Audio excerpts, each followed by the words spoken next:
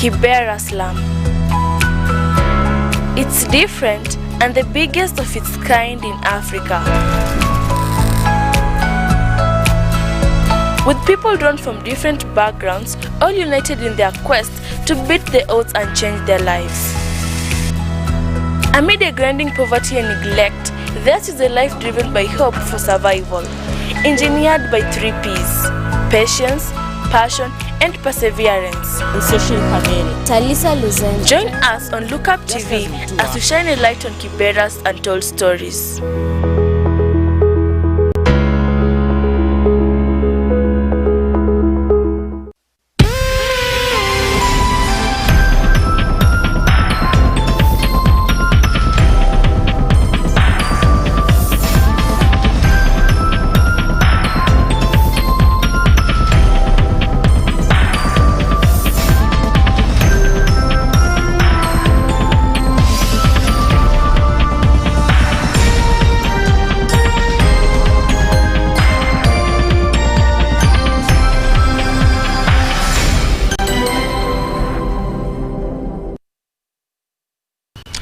Welcome to the Diaspora Fusion. My name is Rachel Anyango. In today's discussion, we'll be talking about the diaspora investment, some of the investments that Kenyans in the diaspora have been making into the country.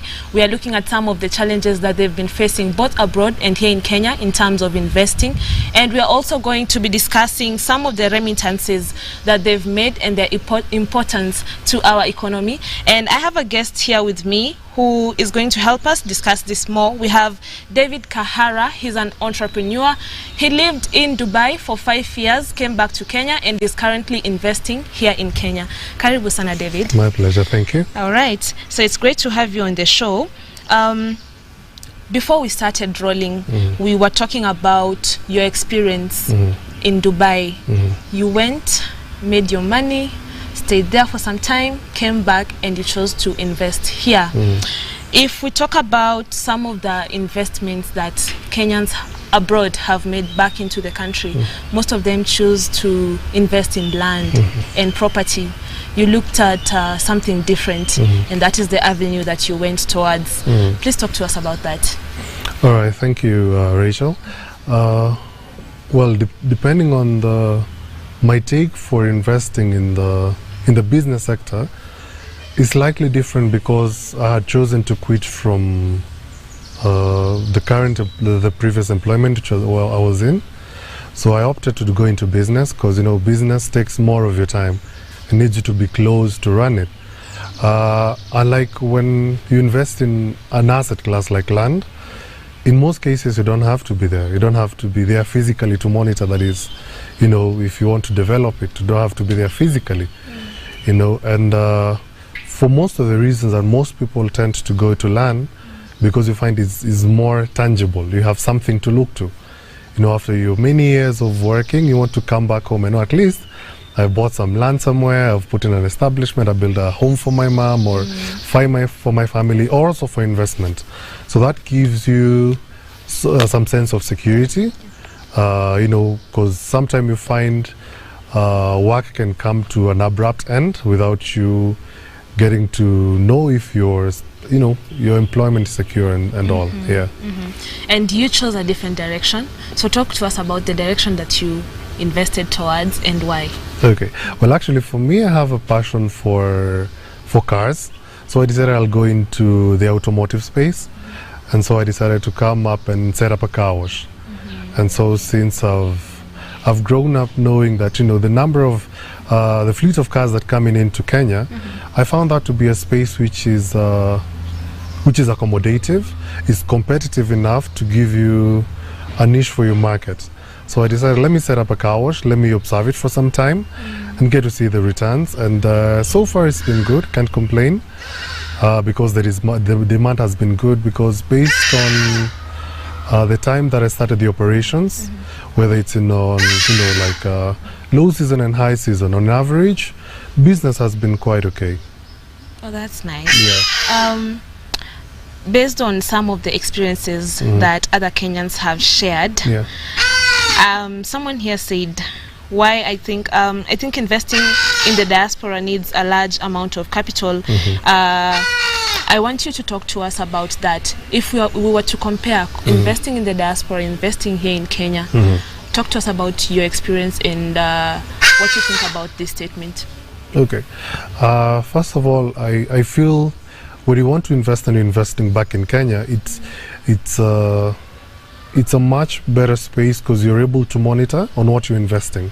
Because you don't want to put your investment so far from where you can be able to look through how the growth of your business is going.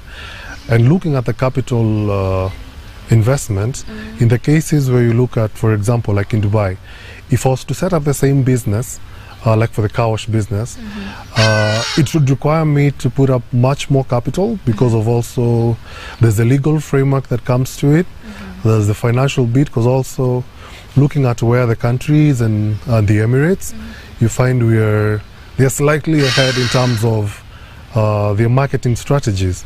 So you find you have more clientele who are actually coming to Dubai for vacation, for shopping and all. So we're also looking at it in the reverse, that we want to do the same for Kenya.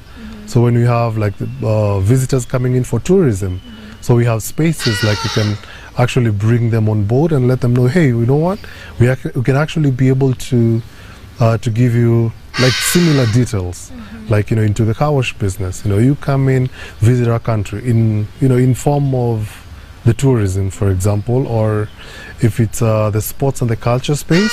So people are able to come and actually understand that there's actually a good niche, quite a good niche, when you come to explore the market in Kenya.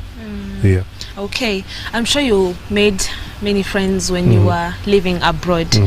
So again, if we go back to the topic about investing in land and real estate as a preference for most Kenyans, do we say that there's a lack of uniqueness and creativity in investment ideas?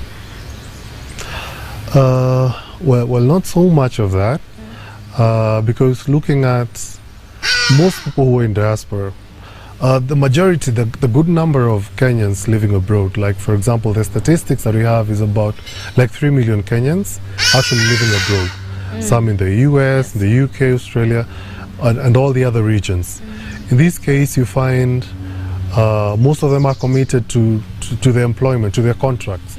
So you find they do not have much of the time to go into business. So you find they opt to actually have an asset class that is able to help them, you know, while still in employment, they're able to make some returns. And so right now, with, you know, the government coming up with like the activities which are being showcased, like now what CBK is going to do, we're having a forum and a survey coming up in February or March. So people will be giving their various ideas on, you know, what are the areas they'd like to invest in. Because sometimes when you find it's monotonous and there's so much demand for land, so you find more people want to, you know, they find like it's maybe land is overrated, so they want to try a different space. And so you find the introduction of you know, other asset classes, for example, fixed income, or you have people going into invest also in some form of, let's say, shares, you know, fixed deposits and stuff. Okay, great. Again, is it hard to be successful as an entrepreneur in Kenya versus abroad? You have friends who have also ventured into business here. They are abroad, some are here. So you guys, of course, you discuss, you share the challenges that you have. So tell me, from the experience, from your own experience and from your conversations with your friends, from your circle, is it hard to be an entrepreneur here in Kenya versus abroad? Well, that's a bit of a trick question. But again, I would say the challenges could vary. Mostly depends on the space that you're looking at. Sorry, you find some of the spaces that people want to invest in. You find some of the spaces are quite, you have so many people going into the same field. For example, if we have companies that are going into real estate, for example. So this existing company A is in real estate, so you want to come again and open a company B, which also ventures the same ideas, still real estate. So I think the challenge that is coming in is there's a whole structural aspect of it in terms of going into business. So you understanding what you want to do. Yes. Of course, you understand the challenges that come in that particular space, and then you're able to navigate through that. I wouldn't say it's easier or harder, but you know, with the timeline that one would want to stay in the business, there is that curve where it tells you at a certain time business would actually be facing its lowest moments or like its highest moments. So just getting to understand what you want to pursue is able to give you that persistence in that particular field. Yeah. Okay. Now, CBK is to conduct their first ever diaspora remittances survey that is between February and March. And they say that their aim is to increase the remittances into Kenya. But then again, there's so many Kenyans who are abroad or many who returned who have fears about double taxation. Already when you're sending money into the country, you're being taxed. Again, this person who's the recipient of this money may be taxed. Okay, so you tell me, what's your take on this? Well, actually, I think there's a legal framework that the government is taking up in terms of regulating, like avoiding the double taxation. And in this case, that's why you find most people opt to actually invest in other items. For example, you'd bring in a product that you can actually convert it into cash because you're trying to avoid the event that you'll be taxed twice. And now with a proper framework that is got to be regulating, like avoiding that double taxation, it also gives a morale for the diasporians to send more money and also have a way of contributing back to the economy. Yes. So when you were abroad and you were sending money back home, how would you say, how did you feel about in terms of the taxes? Was it too heavy for you people who are abroad, or is it just fair? Well, at first, because at the time I was there, it was, you know, we had an influx of people moving to diaspora. So around that time, the structures were not there, the demand was not there, so at least the services that were being provided even by the telcos, it was a bit expensive. But now when there's a need and you see that we have quite a number of people who want to send money back home, and then that's the point where the telcos come about and they're like, okay, so now there's a need for regulating in terms of the pricing, and then they're able to adjust the rates at which you're able to send money back home. So moving in the last few years, I feel it's been very fair. It's been very fair, in terms of sending remittances back home. Okay. Yeah. Again, if we're talking about sending remittances back home, clearly agribusiness and money from the diaspora is what has been keeping us afloat during the pandemic, because according to CBK data, Kenyans abroad sent home more than 337 billion in 2020. That was despite the economic way down of the COVID-19 pandemic. So based on these statistics from CBK, the diaspora seems to be doing a lot for Kenya. But then again, there's a question about corruption. High-level graft has been the norm in Kenya for quite some time. Does this mean that Kenyans can be independent under leadership that is free from corruption? Because if you compare the amount of money that they sent in, if there's no corruption in Kenya, can we be independent? Absolutely, I would say yes. But I say it's the structure. It's an ongoing process to root out graft. You know, I wouldn't talk much about it because I'm not an expert in that. But what I can say, at least the few actions that we've seen being taken against the cases of graft, you know, some which are ongoing, some which already have been completed, we feel hopeful in terms of those structures that the government is taking up. Talking about the amount that has come into the country, you know, during the pandemic, there hasn't been much spending, I would say. For example, in countries, in the people who are in the diaspora, they were not participating in so much of, it was not normal it was not like a normal lifestyle when the pandemic hit. Everything changed. So we had tendencies where you would spend, there's time you want to go and visit the malls, there's the time you want to shop and have that extra comfort. Yeah. But when now the pandemic comes in and you have a family back home, looking at the situation, how the other countries are handling the situation in the country you're residing, you feel you're in a much advantaged position than when you reflect back and look at Kenya, for example, in terms of the healthcare, structure. So you feel obliged to send, more money home to make sure that your family is a bit stable, so that they are not hardly hit with, during that pandemic. Yeah. Okay, let's talk about the contribution of the diaspora in terms of skills, expertise, transfer of knowledge. When you went to work in Dubai, what field were you ventured in when you were there? Well, when I went to Dubai, I was working in the hospitality industry.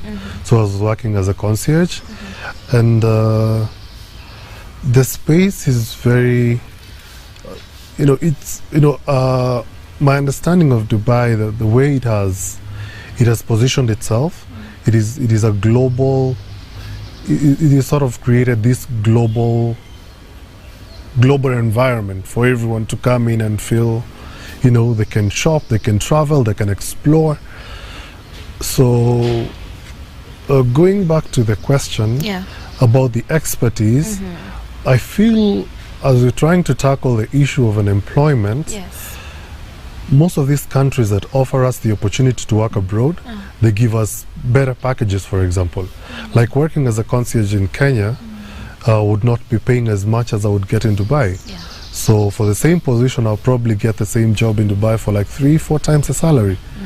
And you see, looking at the provisions of what comes in the package, I'll probably opt to go and work in Dubai. But you see, where we normally go wrong as a country is because you find some of the people working abroad, they have better experience, they have better knowledge of the fields they're working in, and unfortunately there's no reintegration program where you find somebody has been working in Dubai as a doctor, maybe as a teacher or lecturer, but when coming back to the country, in the event that they lose their job with the country, like the host country, they are not able to be reintegrated back in the country because you find it looks like you're coming from a more privileged position of working abroad, versus having to grow your way up when you're in the country. So sometimes you'd come in and try and look for the same opportunities in Kenya, but you wouldn't find same allowances, of course, because our economies are different. And also that aspect of, the government coming in to let you know, okay, we understand that you're back in the country, this was your area of specialty, how can we help you in terms of growing your knowledge in terms of the same field? Or if you'd like to explore, and give more information in that particular space. Okay, that's great. It's good that you've talked about that, because that again brings me to my next question. How can the government help the Kenyans who are from abroad coming back into Kenya? They want to have those investment opportunities, or even like get jobs back into the country if they've lost their jobs abroad. How can they be helped? Well, actually, the government is playing its part, but I feel it can do better in terms of, for example, like those reintegration programs, and also giving like a wide variety of asset classes where actually people in diaspora can be able to invest in. Case in point where you have like when there's actually a policy paper which is dated 2014, which talks about some of the issues that the diasporans are going through. Like, for example, you have an issue where if you look at the labor force, for example, there's a bit of mistreatment in some of the countries, in the Gulf countries, and the government is actually coming in with policies that stating they need to look through the agencies, like the agencies which took some of these Kenyans to work in those countries. Do they have a follow-up to know, when a contract has ended, does the agencies even concerned, or they just want to get the fees and then they'll let the person go and get the job and forget about them? You know, so there's that part where the government comes in form of regulation. I feel that's an area where mostly we feel like the government needs to do more. And in terms of repatriation, for example, early in the pandemic, we have people who were stuck in countries they didn't have the provision, like you know, the necessities. So that's the point you call to the government. You're like, you know, we have Kenyans who are stuck, and that's why we call for your assistance in those areas. Yeah, and also when you look at in terms of the aspect of investment, I think also it's at this point we feel, since the remittance that the people in diaspora contribute to the Kenyan economy, which is about like 3%, it begs the question that if the government can actually come about with something like a trade tool, for example, like a diaspora bond, where the diasporans can be able to, you know, send in money knowing that there's this particular kitty or this tool or this particular, you know, investment class that they can actually be able to put in their money knowing that it's secure, and the government is able to give them proper information in terms of the returns and the dividends and all that. Yeah, that's good that you've mentioned that, because we have seen so many Kenyans who have gone abroad, worked for many years, but when they come back into the country, they're completely broke. How can we help them tap into the investment opportunities back home, so that when they come back, they are financially independent? So you've mentioned the issue of the diaspora bonds. Any other idea? Well, just looking at the framework, if, for example, if there's like a retirement policy or like a retirement plan for those working. Sorry, for example, you find in times where people have, like the government is doing so much right now, you know, putting up the framework, but you find people who've been working abroad for quite some years now. And by the time the government is putting up some of these very great ideas, it's not too late, but you find there's some classes which at some points they might not be able to be captured very well. For example, there's somebody who's coming home for retirement. What is the plan for the government? And this person has been working abroad for all these years, maybe 15, 20 years. When they come back, if in the two unfortunate cases where you find somebody is probably has fallen ill and lost a job, or for example, they go through like a job loss. These people, if they come back to the country, they have to work their way up to get to the same place where they had been. And you know, it might be a bit unfortunate, because by the time they're getting to where they are, it might be too late for them.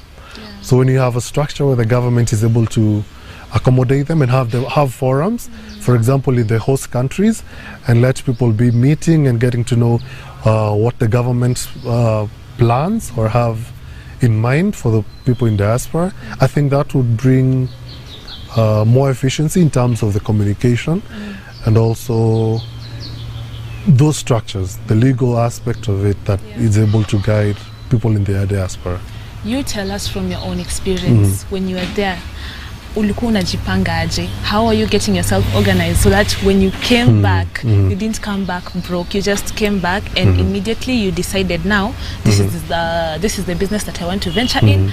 I already have my structures in place. Let's roll. Well, I wouldn't put it like nilikuwa nimejipanga.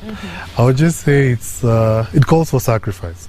There's so much, you know, there's so much things someone would want to do with their life, especially at a very prime young age. You want to explore, you want to have fun, and sometimes saving is not in your priorities. But when looking forward to what you want to be in the next 5 years, because at the time I realized we had so many people who are losing jobs, and that's when it clicked to my mind that, you know, you have a colleague this time and then the next minute they're not working. I mean, companies are redundant, you know, they're actually laying people off, and it's a wake-up call. I do realize, you know, I need to actually put up a plan. I need to save, I need to figure out what I want to do next in the next 2-3 years, if not 5 years and beyond. So it calls for discipline, also understanding that even as you work through what you're projecting to achieve in the next few years, yes, you have to start now. It's not too late for anyone to start. Yeah. Okay, great. So we'll take a break. When we come back, we'll have more of this conversation. Don't go anywhere. We'll be right back.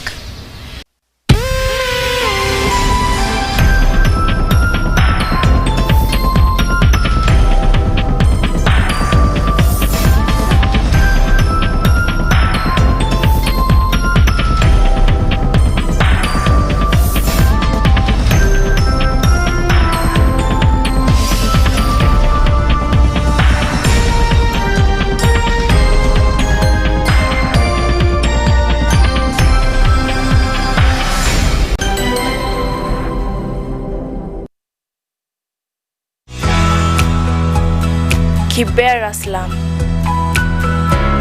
It's different and the biggest of its kind in Africa. With people drawn from different backgrounds, all united in their quest to beat the odds and change their lives. Amid a grinding poverty and neglect, theirs is a life driven by hope for survival, engineered by 3 Ps: patience, passion, and perseverance. Join us on Look Up TV as we shine a light on Kibera's untold stories.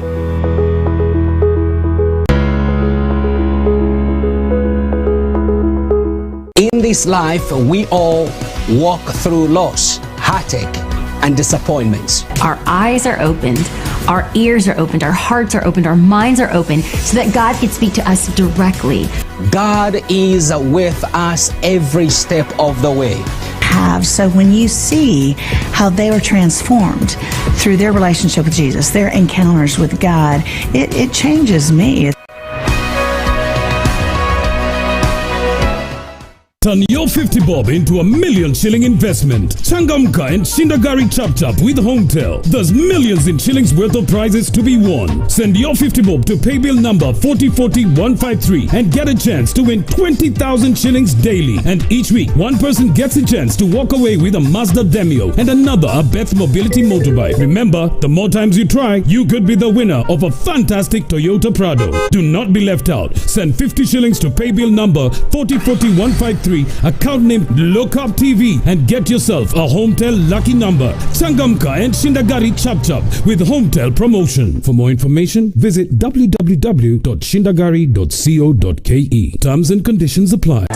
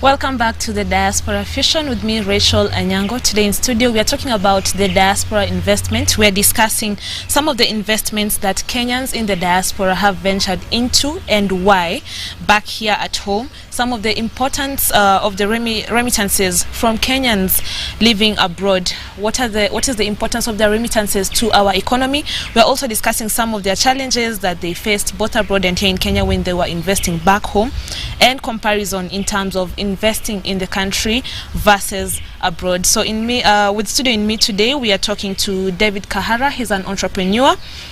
And David, when we went on break, we were discussing this comment about someone who said, before you invest in Kenya, first invest where you are around the world. The systems in the diaspora work. Investing in Kenya is very risky based on my own experience, and that is from someone who is abroad. So you were talking to me about this. Just take it up again.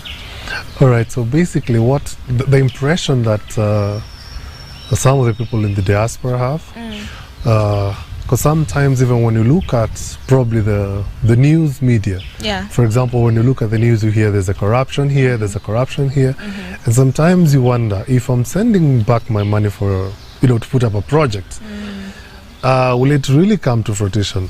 Because you have cases where you have entrusted a family member to actually run a project for you. And then unfortunately, all they tell you is, there's this need that came up and, I wasn't able. So you end up being frustrated.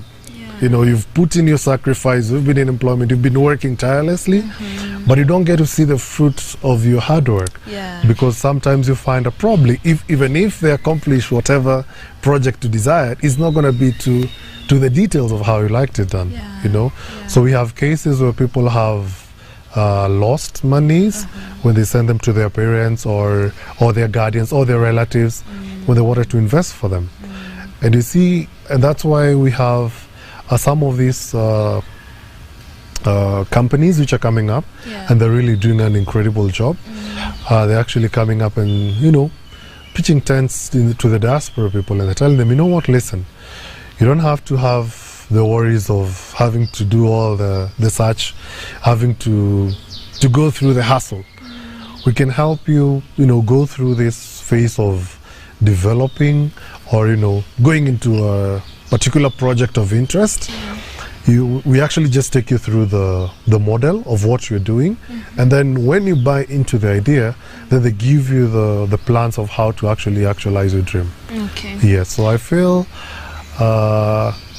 it's been a tough experience for those who've actually lost money during, those exchanges of wanting to say that you do well. I mean, you want to empower your family members, or you want to have something when you come back from home, or in the event you lose your job. But again, you find it's not actualized. So it's sort of a bit unfortunate, but now having with these structures that the government also is trying to regulate, and also like you said, the forum which is coming up, is going to give more information to the person in diaspora. I can actually tell you there's this project that is coming up, like one of the key pillars of the government, which is like the housing. And they tell people in diaspora, hey guys, this is what's going on, all right? So they're able to give them, updates basis on how far the project is gone. So that is able to even motivate people in diaspora to even save more, and also have confidence in the government that, as I put in my money, it's not going to come about and you have a scandal also on the same project that I'm actually going to sacrifice and put my money in. Actually, when you talked about sending money to family and relatives back home, we had a case of a lady who went to the UAE. She worked there for some time, and the working conditions for the ladies there are not as good. Yes. And by the time she was coming back home, she was thinking she's been sending money for a very nice home, and she came back and she found that there's nothing to show for it. And this lady just committed suicide. And she was a mother of 2, actually, because she's been sending money to the mom and the brother so that they can put up a nice home for them. But now when she came back, there's really nothing to show for it. But then again, let's move to, there's a question that someone sent about why should transferring money from a bank abroad to a local bank result in taxation? You stayed abroad, you came back. I don't know, how do you feel about this? Well, there's, like I had mentioned, this is something the government is looking into, because you find you have like the tax treaties which some countries have with Kenya, but not all the countries. So you find some of the banks, they have charges which are slightly higher, because you see doing international transfers, and you find there's not a specific agreement which is there between the two states. So I think that's something the government also ought to look into, so that you also don't end up losing money when you're sending, and also somebody loses money also at the point of receiving the same.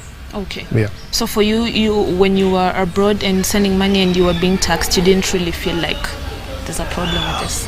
Well, you see, at some point, like I'd said, at some point when you when you were sending the money at that time, we had so many people. We didn't have so many people in the diaspora, so you find the charges were quite expensive, but you did not have another alternative way of sending money. But now with the many mediums of sending money back home, we have many channels. We have the telcos coming in. It makes it a bit. The space is a bit competitive, so you find the rates are a bit fair. Yes. Okay. Again, I have another comment here from someone again who said, "You are right.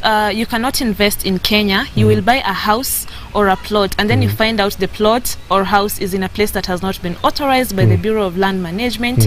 Don't waste your hard-earned cash in this corrupt country. The corruption in Kenya is mind-boggling, and they think money grows in trees abroad." I am talking from experience. Well, I understand that person stating that, because you find you've committed so much, like it's all your toil. You've put it into, having to get a better tomorrow. But you feel like after you've put up a project, after you've bought that piece of land, and then a few years, few months down the line, the government tells you, "Hey, by the way, you're actually on government land," for example. So this is also because there hasn't been much information about the areas of investment. Yes. Because you find most people have popularized the idea that you have to buy land to actually be seen stable. In as much as land is a good asset to invest in, but it's not the only option. Yeah, because also we have people have different risk appetites. If somebody feel they're like, some of the people buy land, they want to actually just leave it there for speculation. And some of the people giving the ideas to the people in the diaspora that they want to get them this piece of land, you'd be shocked when you come back to the country, the piece of land where it was, they took pictures by the roadside, they tell you, if there's a school coming up, there's a college nearby, it gives you this idea that it's a very nice located place, like it's well situated. Yes. But when you get to the ground, you find the road has not been tarmacked. It's like 15-20 kilometers from the nearest tarmac. There's no power, there's poor infrastructure.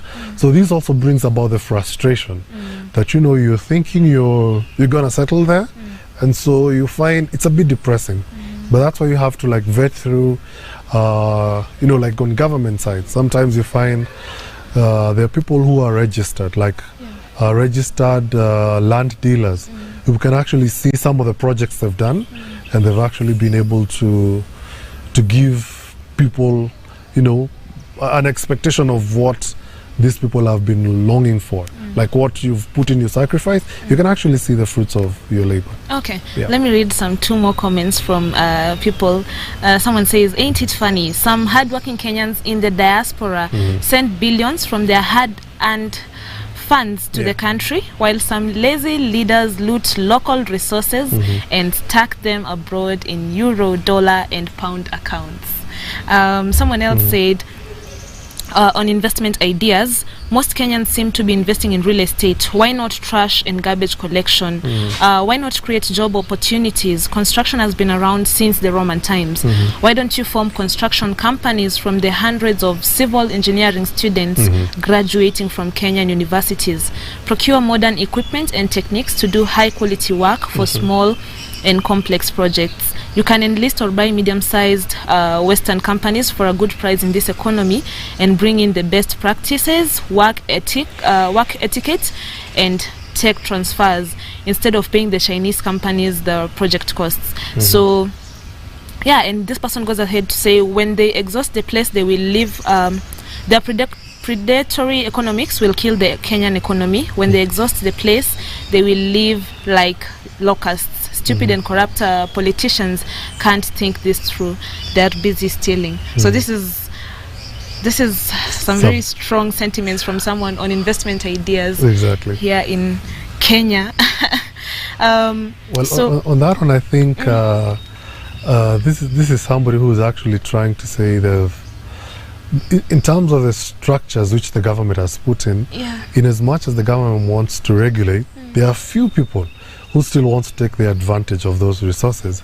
And that's where you find now with the county governments coming in, like, you know, the whole devolution process.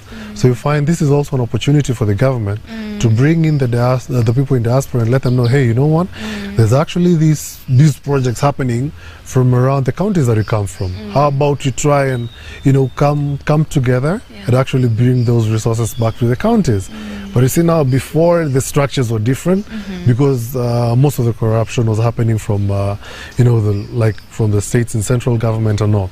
But you see now the corruption is also being transferred to to county governments.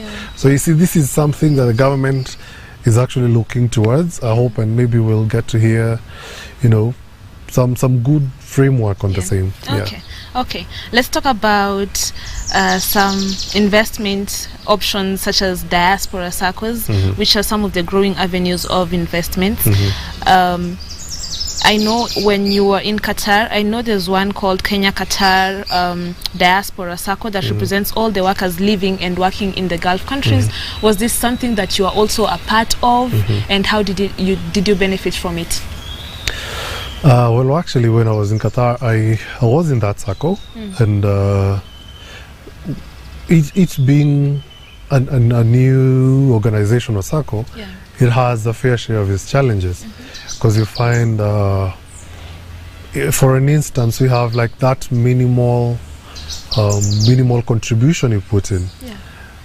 And for the period that you're saving, when you're coming back home for, let's say, for the holidays, you want to come to the offices and check, you know, how much are my savings, you know, what are your projects, what are you intending to do with the projects.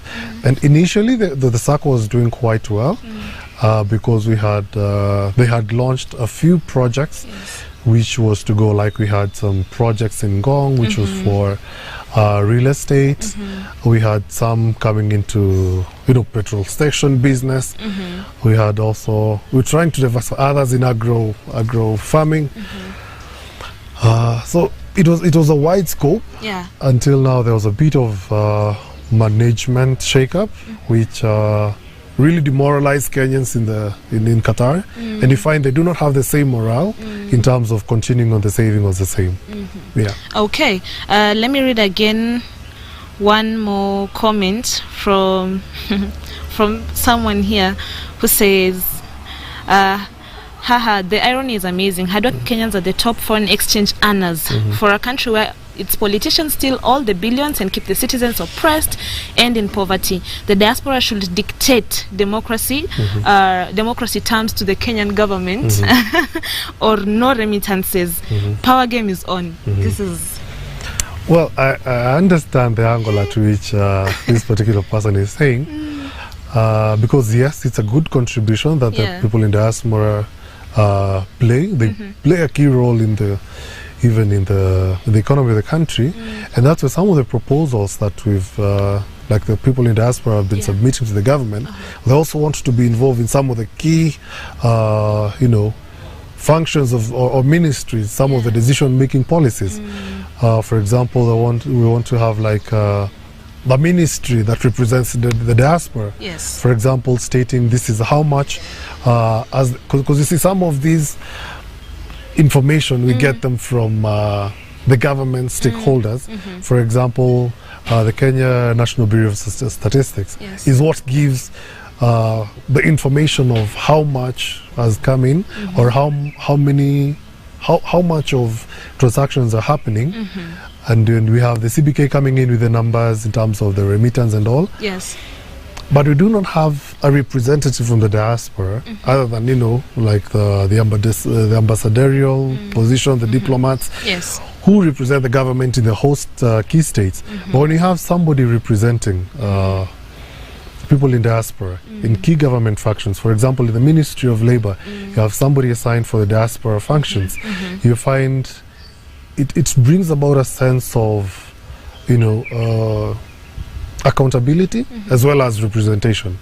You know, comes to Ministry of Foreign Affairs, when you have people having problems with visa, But we do not have a voice, somebody in the ministry talking about, what, I represent the diaspora community, and I feel like this is something needs to be worked on, and giving about the proposals and the challenges that people in diaspora are facing. Okay. Yeah. When you talk about the challenges that people in diaspora face, some here, such as relatives and friends who often fail them by not executing their agreed upon instructions.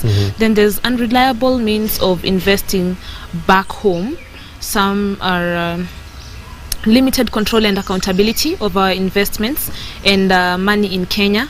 And then there's banks that impose stringent financial requirements, which are not only cost prohibitive, but make qualifications difficult. Was this also something that you experienced when you were abroad? Well, I think mostly when it comes to the part of the transactions, you find there's all those regulations that the governments now come in, and you see there's the whole the bills that were passed about the money laundering, these laws that are able to curb money laundering. And you see the funds that go into funding terrorism and stuff. So the government, yes, puts up the structures, but again, during the process, there's some people who actually transact quite huge amounts, and in some cases, it might not be well articulated that this is actually money being sent for development. And so you see some of these measures, in a way, curb the bigger menace, which in this case is terrorism and the money laundering menace that affects the economy. But you see now, this is the point where the government or the representative of the diaspora comes in and says, as part of the people working in diaspora, we want to have like a committee that is able to go through some of these remittances. For example, I would say have this particular diaspora, Mr. X, and he's sending such a huge amount. So what are the proposals that we have? Because for example, this particular person would want to not feel not welcome to send money back home back to the economy, because they want to feel, okay, if I'm going to be sending money back to my host country, well, I also need to know, do we have the proper framework or the proper structures that I'm not going to be harassed every time I send money back home. So do you have this, some of these policies? Okay. I'll read probably some two more comments. Again, it seems like corruption is really hindering some of these Kenyans who are abroad from investing back into the country, because someone here says, all the best to those investing. As for me, wachani invest in the US, mahali niko. The corruption back home by the so-called leaders is crazy. I hope the real estate investment holds its value and the economy does well, so that all this is not in vain. And then someone here says availability of info to Kenyans abroad about investment opportunities in Kenya and usage of remittances from Kenyans in the diaspora. So just like that, we've come to the end of this conversation. Thank you for watching. Let's do this again, same time, same place next week, right here on Look Up TV. My name is Rachel Anyango. Have yourself a good night. We value your feedback and welcome your complaints about our programming and operations. Feel free to get in touch with us through 0700 893 542 or send us an email to views@look-up.tv. We can't wait to hear from you.